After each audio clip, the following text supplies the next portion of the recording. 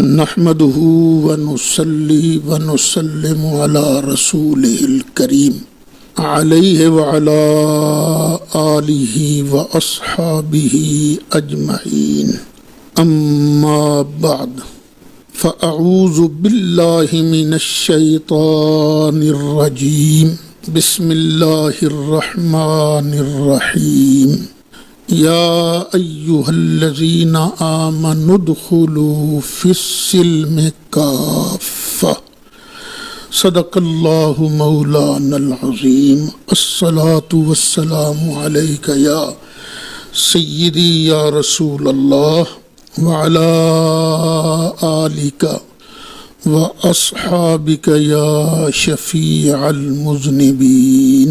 کچھ دنوں سے انتہائی کرب میں مبتلا ہوں، یہ ہم اہل سنت کو ہو کیا رہا ہے۔ انتہائی گندی اور غلیظ زبان اپنے موقف کے مخالفوں کے بارے میں استعمال کی جا رہی ہے، حالانکہ مومن کون ہوتا ہے؟ کہ نبی کریم علیہ السلام کی تعلیمات سامنے رہنی چاہیے۔ مومن لعن طعن کرنے والا نہیں ہوتا، برا بھلا کہنے والا نہیں ہوتا، گالیاں دینے والا نہیں ہوتا۔ تو مومنوں کو چاہیے کہ اپنی زبانیں سنبھال کے رکھیں، اور مومن جو ہے دوسرے مسلمان کو کتنا ہی گناہگار کیوں نہ ہو، اس کو حقیر نہیں سمجھتا اور اپنے آپ کو بڑا نہیں سمجھتا۔ میرے بیٹے یاد رکھنا، ہم بڑے اس دن بنیں گے جس دن اللہ کریم ہمیں بخش دے گا۔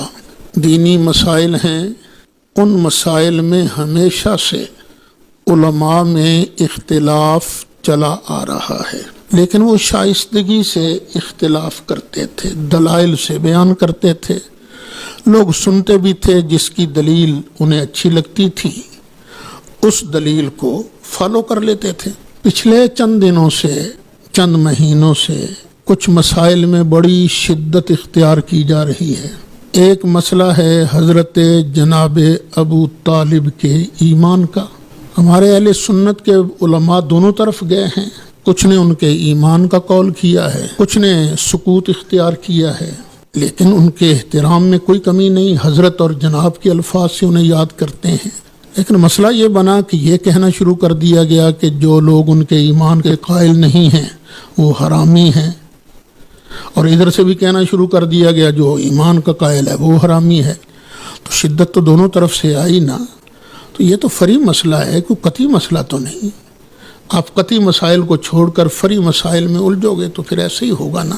پھر زیادہ دکھ کی بات یہ ہے کہ میں اگرچہ کچھ مسائل میں ان دونوں ساتھیوں دوستوں کے حق میں نہیں ہوں جن کے خلاف حضور داتا گنج بخش علیہ الرحمہ کے عرس مبارک میں ہنگامہ آرائی کی گئی، مجھے یہ سب کچھ دیکھ کر بڑا دکھ ہوا۔ پتہ ہے اس کا نتیجہ کیا ہوگا؟ اس کا نتیجہ یہ ہوگا کہ اگلے سال خاکم بدہن، مجھے لگتا ہے اگلے سال عرس شریف پر کوئی تقریر نہیں ہو سکے گی۔ یہ مولوی لوگ جو ہیں ان کی تقریروں کی وجہ سے ہنگامہ ہوتا ہے۔ داتا گنج بخش علیہ الرحمہ کی مقدس جامع مسجد کو ان ہنگاموں سے پاک کرنا چاہیے۔ تو اس کے ذمہ دار کون لوگ ہوں گے؟ تو کیا یہی شرافت کا طریقہ رہ گیا ہے کہ کسی کو تقریر نہ کرنے دو، شور مچاؤ، نعرے بازی کرو؟ کیا صرف ایک گروپ ہی نعرے بازی کرنا جانتا ہے، دوسرے گروپ کو نعرے بازی کرنا نہیں آتی؟ کیا یہی اسلام رہ گیا ہے؟ پھر ایک خطیب صاحب کا کلپ میں سن رہا تھا کہ ہماری جماعت کو کمزور مت سمجھنا، جو ہماری جماعت میں کے حق میں جو 2 نمبر مولوی 2 نمبر پیر نہیں بول سکتا وہ خاموش رہے، مگر نہ ہم اتنے کمزور بھی نہیں ہیں کہ ہم ان کو روک نہ سکیں۔ اس طرح کی زبان استعمال کر کے آپ اپنی جماعت کو ہی بین کروائیں گے نا، اور کیا کریں گے؟ پہلے آپ کے پرتشدد رویے نے تھوڑا آپ کو نقصان دیا ہے، اب آپ مزید خود اپنے آپ کو نقصان دیں گے۔ کیا خیال ہے آپ کا؟ یہ گولڑا شریف والا آستانہ کوئی کمزور آستانہ ہے؟ صرف آپ کے پاس ہی ورکر نہیں ہیں، ان کے پاس بھی لاکھوں مرید ہیں جان دینے والے۔ عیدگاہ شریف والے کیا ان کے مرید نہیں ہیں؟ ان کے بھی لاکھوں مرید ہیں، ہزاروں مرید ہیں ان کے. اگر آپ نے یہی رویہ اختیار کیا، ہم نے کسی کو تقریر نہیں کرنے دینی، تو پھر آپ تقریر کیسے کر سکیں گے؟ کیا دعوت اسلامی والوں کے پاس ورکر نہیں ہے؟ سب سے منظم جماعت ہے وہ. ان کے خلاف اگر بولو گے تو کیا وہ اگر اشارہ کر دیں تو لاکھوں ان کے مرید آپ کے جلسے میں نہیں پہنچ جائیں گے؟ اشارہ کرنے کی دیر ہے.